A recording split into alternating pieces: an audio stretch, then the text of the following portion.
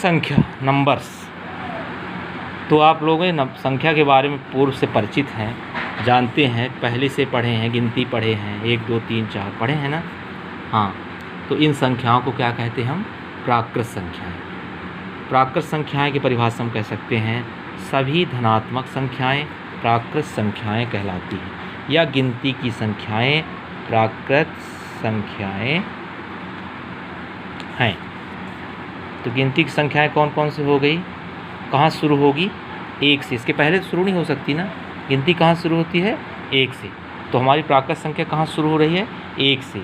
1 2 3 4 5, अब जितनी भी गिनती की संख्याएं हैं, है ना, ये सभी प्राकृत संख्याएं कहलाती हैं। अब देखो आप लोग ध्यान से, 1 के पहले कोई प्राकृत संख्या हो सकती है क्या? नहीं हो सकती।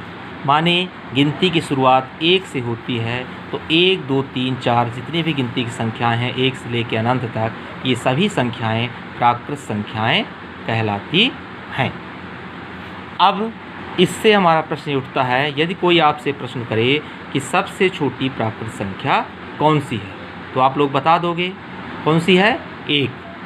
लेकिन यदि यही पूछा जाए कि सबसे बड़ी प्राकृत संख्या कौन सी है, तो क्या आप बता सकते हैं? नहीं बता सकते हैं, क्योंकि संख्याएं अनंत हैं। तो इसलिए सबसे बड़ी प्राकृत संख्या हम नहीं बता सकते, इसलिए कह सकते हैं सबसे बड़ी प्राकृत संख्या अनंत है। ठीक है।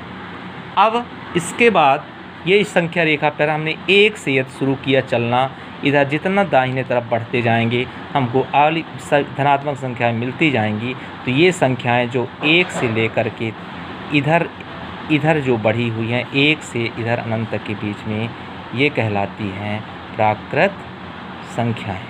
अब इनको हम उठा के रख लिए, मान लीजिए। अब हमारे पास और आगे बढ़ें हम, मान लो ये 0 से शुरू करें। भाई किसी सीढ़ी में चढ़ेंगे तो आपका स्टेप बाय स्टेप चढ़ेंगे, तो पहली सीढ़ी, दूसरी सीढ़ी, तीसरी, तो पहली सीढ़ी से काउंट किए हम, तो हम कहाँ पहुँच गए? पहली सीढ़ी माने 1, दूसरी 2। तो इस तरह से 1 से शुरू करके जो संख्याएं होती हैं वो धनात्मक संख्याएं, ऊपर चढ़ते गए तो प्राकृत संख्या है। अब हम एक स्टेप नीचे आ गए एकदम अपने ज़मीन के लेवल पर, तो कहाँ हैं? 0 में। तो अब 0 को भी यदि हम सम्मिलित कर लें तो 0 से लेकर के जितनी भी संख्याएं हैं वो सभी क्या हो जाएंगी? पूर्ण, सभी धनात्मक, है ना, पूर्ण संख्याएं। इनको कहते हैं हम होल नंबर्स। Whole numbers. ध्यान से सुनना बच्चों, इसको कॉपी में नोट करते जाए आप लोग। पूर्ण संख्याएं तो 0 से लेकर के सभी धनात्मक संख्याएं, ये क्या होती हैं? पूर्ण संख्याएं होती हैं। ठीक है, 0 से लेकर। इसका मतलब हम ये कह सकते हैं कि 0 और प्लस प्राकृत संख्याएं, 0 प्लस प्राकृत संख्याएं, ये मिलेंगी करके बनेंगी क्या? पूर्ण संख्याएं। पता है ना, पूर्ण संख्याएं। पूर्ण संख्या, यदि प्राकृत संख्या में 0 जुड़ जाए तो वो कौन सी संख्या हो जाएगी? पूर्ण संख्या। समझ में आया ना? तो पूर्ण संख्याओं का उदाहरण आपका हो जाएगा, इसका उदाहरण हो जाएगा 0 1 2 3 4 5 6 7 8 9 10। अब इधर देखें, अब 0 के पहले यदि संख्या लेंगे तो क्या पूर्ण संख्या होगी? नहीं। 0 धन प्राकृत संख्या, 0 में प्राकृत संख्याओं में 0 को शामिल कर लें तो ये संख्याएं पूर्ण हो जाएंगी। माने 0 से लेकर के सभी धनात्मक संख्याएं क्या कहलाएंगी? पूर्ण संख्याएं कहलाएंगी। तो हमारा एक प्रश्न उठता है कि क्या आप बता सकते हैं कि सबसे छोटी पूर्ण संख्या कौन सी है? तो सबसे छोटी पूर्ण संख्या कौन सी है? 0 है। ठीक है। और सबसे बड़ी पूर्ण संख्या बता सकते हैं क्या? नहीं बता सकते। सबसे बड़ी पूर्ण संख्या अनंत है। माने प्राकृत संख्या यदि पूछे सबसे छोटी कौन सी हो जाएगी? 1, और पूर्ण संख्या यदि पूछे सबसे छोटी कौन सी हो जाएगी? 0। और बड़ी में दोनों में अनंत। ठीक है, तो हम प्रश्न यदि आपसे करें कि क्या सभी प्राकृत संख्याएं पूर्ण संख्याएं भी हैं, कोई बताएगा? तो प्राकृत संख्याएं तो पूर्ण संख्या में समाहित हैं, देखिए है ना, 0 धन प्राकृत संख्या, किंतु सभी पूर्ण संख्याएं प्राकृत नहीं होंगी। क्यों? क्योंकि शून्य एक ऐसी संख्या है जो प्राकृत नहीं। ठीक है, अब हम इसके बाद पढ़ेंगे पूर्णांक। पूर्णांक इसी को कहते हैं इंटीजर्स। पूर्णांक मतलब पूर्ण अंक, जो आपको संख्या रेखा पर दिखाई दे रही ना। अभी कुछ ऐसी संख्याएं भी संख्या रेखा पे आपको दिखेंगी, हम आगे बताएंगे, जो अभी आपको दिखाई नहीं दे रही है ना।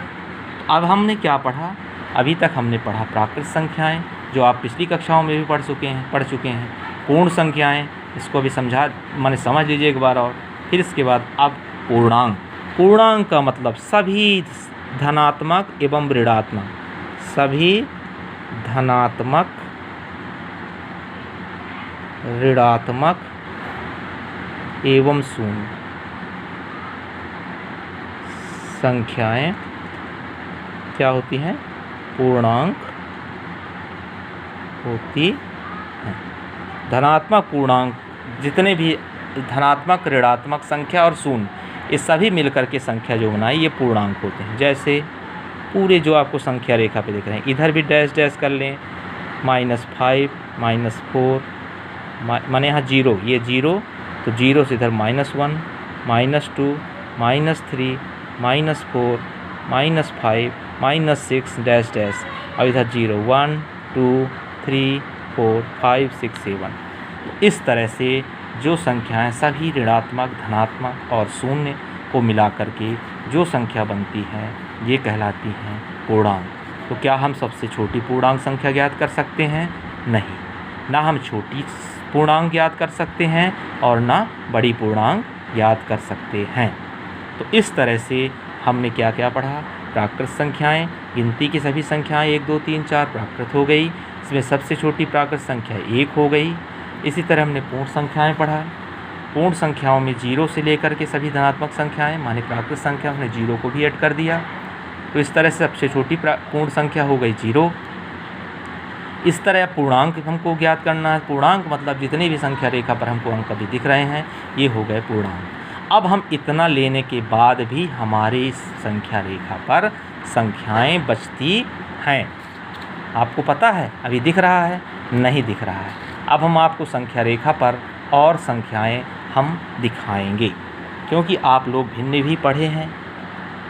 तो उसमें से ये देखो, ये हो गया आपका 0, यहाँ पर आपका 1, यहाँ पर आपका 2, ये डैश डैश मान लीजिए, यहाँ पर -1, यहाँ पर -2, यहाँ पर -3 डैश डैश। अब इस 0 और 1 के बीच में भी कोई संख्याएं होंगी। अब हम 0 को मान लीजिए, 0 और 1 के बीच में हम 4 भागों में बांटते हैं, 1, 2, 3 और 4। तो अब ये जो है 2 इधर 2 इधर, तो ये बीच की भाग कहलाएगी, माने 1 का आधा भाग कहलाएगा। इसको हम 1/2 लिख सकते हैं, 1/2। ठीक है, 1/2 माने 1 को 2 भागों में बांटने वाली संख्या। फिर इसी तरह अब इन दोनों को जो 2 भागों में बांटे, तो 1/2, 1/2 तो 1/4। ऐसे बहुत सारी संख्याएं इसके अंदर हैं। -1/2 है ना, -1/, अब ये जैसे हो गया ये 1/1 हो गया, फिर 1/2, 1/3, 1/4, ये 1/2, 1/3, 1/4 ऐसे हो गया। अब ये 1/1 इसको लिख सकते हैं, 1 को। तो इस तरह इसके बीच में कई सारी संख्याएं, इनके बीच में भी बहुत सारी संख्याएं, तो इन सब दोनों संख्याओं के बीच में बहुत सारी संख्याएं हैं। अब यहाँ भी देखते हैं, तो -1/1, ये -1/2, -1/3 और -1/4, इस तरह से ये संख्याएं इनके बीच हैं। अब इन संख्याओं को हम क्या कहते हैं, ये आपको अभी देखना बाकी है। तो अब है ना, हम पढ़ेंगे परिमेय संख्या। परिमेय संख्याएं। इन संख्याओं को ही हम परिमेय संख्या कहते हैं। तो परिमेय संख्या की क्या परिभाषा हो जाएगी? परिमेय संख्याएं, ये देखो बटे के रूप में लिखे हैं पान में, तो हम इसको ऐसा भी कर सकते हैं, यदि कोई संख्या जिसको p बटे q के रूप में लिखा जा सके और q शून्य ना हो, ऐसी संख्याएं परिमेय संख्याएं कहलाती हैं। कैसे? वे संख्याएं जिन्हें p बटे q के रूप में लिखा जा सके, जहाँ q शून्य के बराबर ना हो, तो इज नॉट इक्वल टू 0 हो, q शून्य के बराबर ना हो, ठीक है, या नहीं। ऐसी संख्याओं को हम पूर्णांक संख्याएं कहें। वो संख्याएं जिन्हें p लिखा जा सके और q is not equal to 0 हो तो ऐसी संख्याएं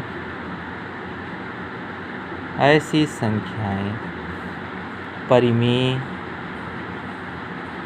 संख्याएं कहलाती हैं। समझ गए? अब हम प्रश्न उठता है कि यदि हम क्या लिखें, क्या एक परिमेय संख्या है?